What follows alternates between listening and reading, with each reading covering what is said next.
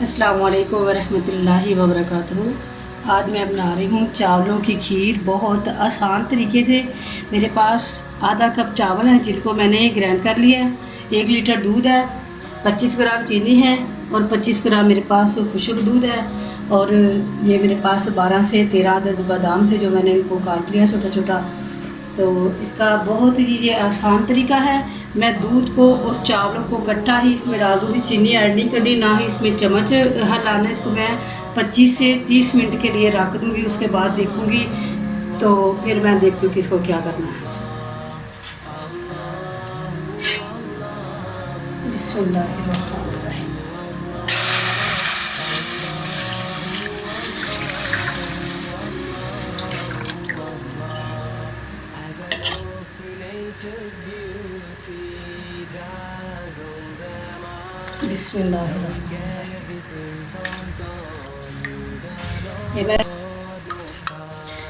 ये आधा कप चावल थे, इनको मैंने ग्राइंड कर लिया था। 1 लीटर दूध था, आधा कप चावल है। ये बहुत आसान तरीका है चावलों की खीर बनाने का। इसको ना इसमें चम्मच हिलाना है, ना इसमें चीनी डालनी है। इसको मैं 25 से 30 मिनट के लिए इसी तरह पकने दूंगी। बाद में देखती हूँ कि इसको क्या करना है। बिस्मिल्लाहिर्रहमानिर्रहीम।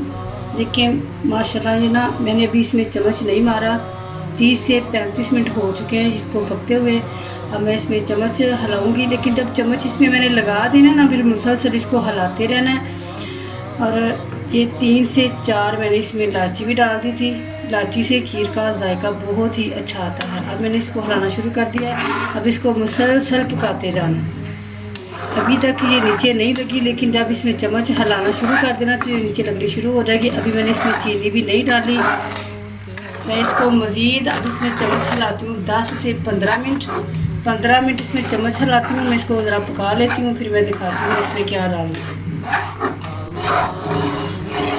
बिस्मिल्लाहिर्रहमानिर्रहीम। देखिए माशाल्लाह बहुत अच्छी इसकी शक्ल आ गई है। 10 मिनट हो गए मुझे चम्मच हिलाते हुए। अब मैं इसमें खुशक दूध डालूँगी।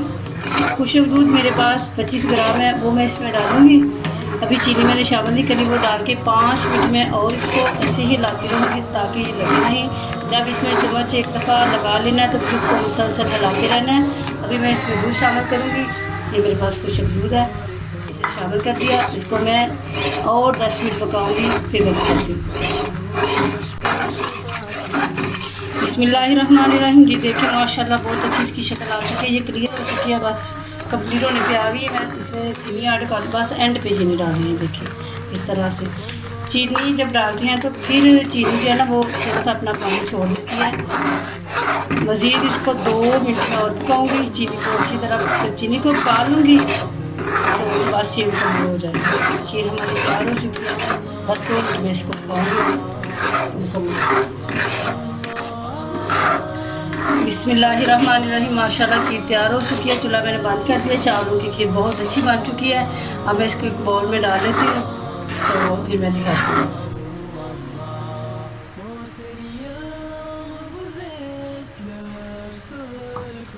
बिस्मिल्लाहिर्रहमानिर्रहीम।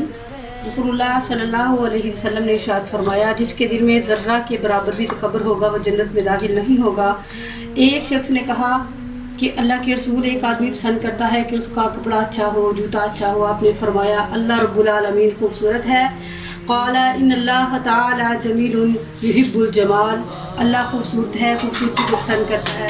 तकब्बर तो हक बात को ठुकराने और लोगों को हकारत की निगाह से देखने का नाम है। इसलिए अच्छा कपड़ा पहनना, अच्छा जूता पहनना, अपने आप को नफीस रखना, खूबसूरत रखना, ये कोई तकब्बुर की बात नहीं है। तकब्बुर की बात है किसी मुसलमान को हकीर जानना, उसको दिल ही दिल में बुरा जानना, ये तकब्बुर है। अल्लाह वहदहू ला शरीक हमें तकब्बुर से बचा के अपना आजिज़ बंदा बना ले, बंदियाँ बना ले।